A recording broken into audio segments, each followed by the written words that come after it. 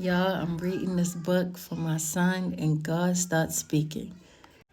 The book is basically about Cookie Monster saying that he does not want you to keep turning the page because if you get to the end of the book, then there's a monster there.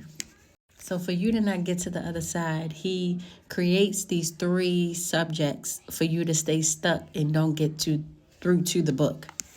The first one is obviously fear, okay?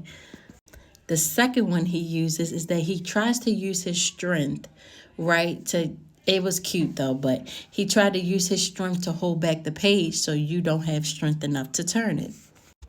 The third one is he builds this huge brick wall, and he's like, oh yeah, you're definitely not getting through this.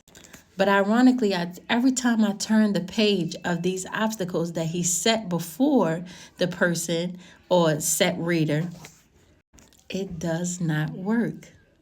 It doesn't work. The fear didn't work. His strength didn't work. And that wall that he built for nothing has came down. I pray you hear me by the Spirit and not by a toddler book.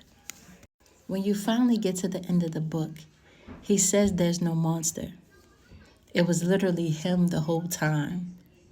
And he starts to explain and describe the characteristics or describe himself, how he's not a monster. He's really fluffy. He's really cuddly. He's really loving. And I know this does not just speak for me, but some of you, majority of you who will watch this video, I pray all the way through.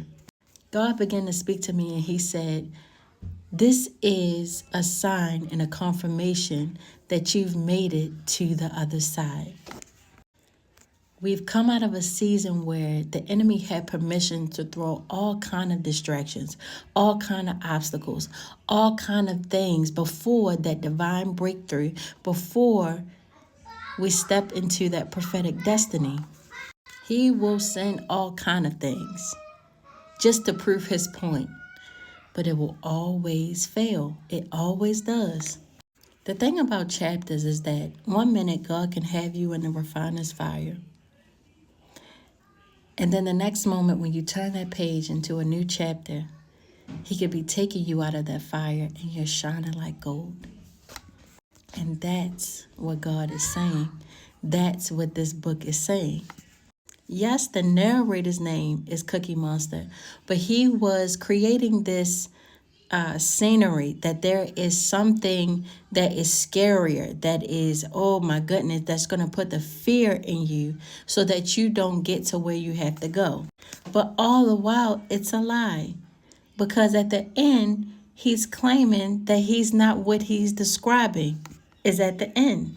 When God has given you the strength enough to go to war in prayer against the enemy, and you're face to face with that stronghold, face to face with that demon that's plaguing your family and your finances and your business and your breakthrough, every knee will bow and every tongue will confess that Jesus Christ is Lord. He will create this illusion. He will create this lie. He will create this atmosphere that seems so worse than what it really is. But it's all a lie. The enemy does not want no smoke. He does not.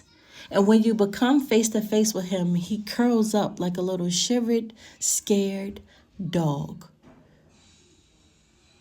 Soon as you figure out who you are and whose you are, he becomes a scared little dog. So I pray this encourages you that yes, you are on the right path. Do not allow that ancient serpent to keep whispering into your ear, telling you that all of this tumultuous, all of these things, all of these hiccups, all of these things that's happening is because you're doing wrong. Sometimes God is just using this for a testing of your faith, so that when you come out on the other side, everything is brand new, even including you. Love you. Bye.